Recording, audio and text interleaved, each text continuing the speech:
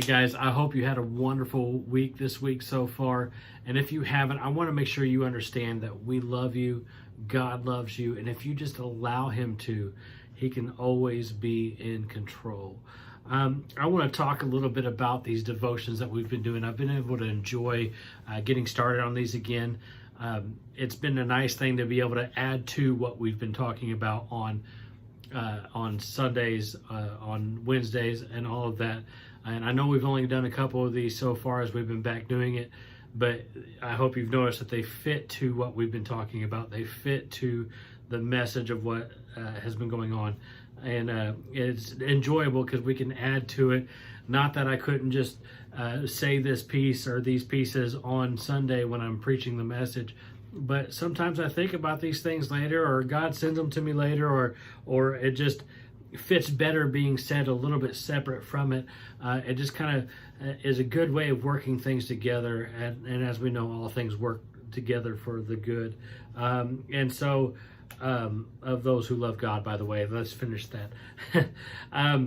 But I also want to talk with you about why we're doing the devotions the way we are.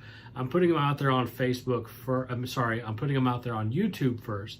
And we're doing that because it's easier to schedule. It's easier to get it posted on things that are pre-recorded as I've mixed them together and edited them, all that stuff. It's easier platform to get that going.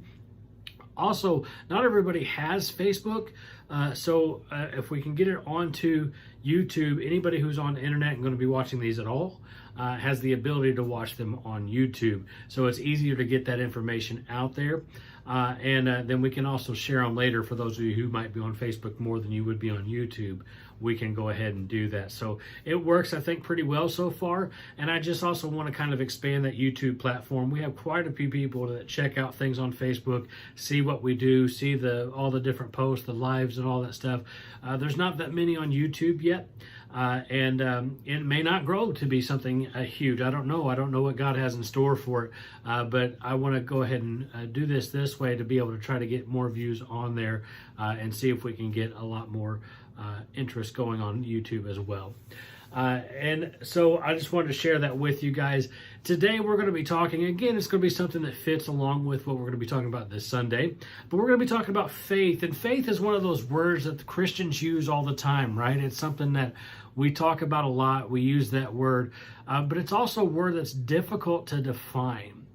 For Christians and non-Christians alike, we have an understanding of what it means. And yes, there's definitions out there, but none of them seem to quantify or fit properly to what it means to us, what faith truly is. And so if you look at Hebrews chapter 11, verse 1, it says that now faith is confidence in what we hope for and assurance about what we do not see. As Christians, we hope for the things that God has promised us, right? We hope for truth. We hope for joy. We hope for peace. We hope for heaven. These are things that God promised us. And so we have confidence in those things because God is the one that promised them to us. That's what faith means for us. But it is the assurance of things unseen. And we can look at that a little bit further too. You know, things unseen, experiences are unseen, feelings are unseen, knowledge, wisdom, love itself is unseen. So we can look at those things and we can understand that we can have assurance in that. And again, we can have that assurance because of God. So it may be unseen to our eyes, but we don't have to see them to be able to understand them, to accept them, to know that they're there and know that they're truth. So faith is not just a feeling. It's not just about feeling something or guessing something or thinking something. Faith is substantial. So faith is so much more substantial than so many other things. It's strong enough to build your life upon.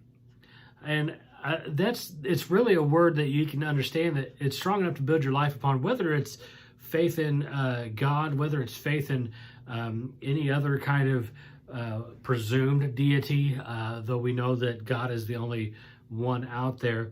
But also, people have faith in science. People have faith in other things, and you can build your life upon that. Is it the right life? No. So if we look at faith in God, then we're having faith in the right thing. we're having faith in God, who is the creator of the universe. He is the one who led his people out of Egypt. He's the one who sent his son into the world. He's the one who sent his son to die on the cross.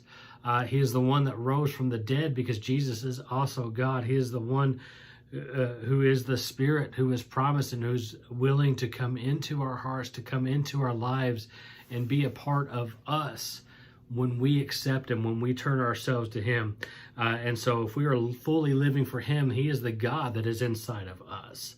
And so I think that's a wonderful thing. So that, to me, that is what faith truly is.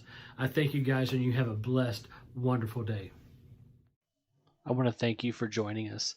I hope you enjoyed this video, and I encourage you to check out more videos here on our YouTube channel.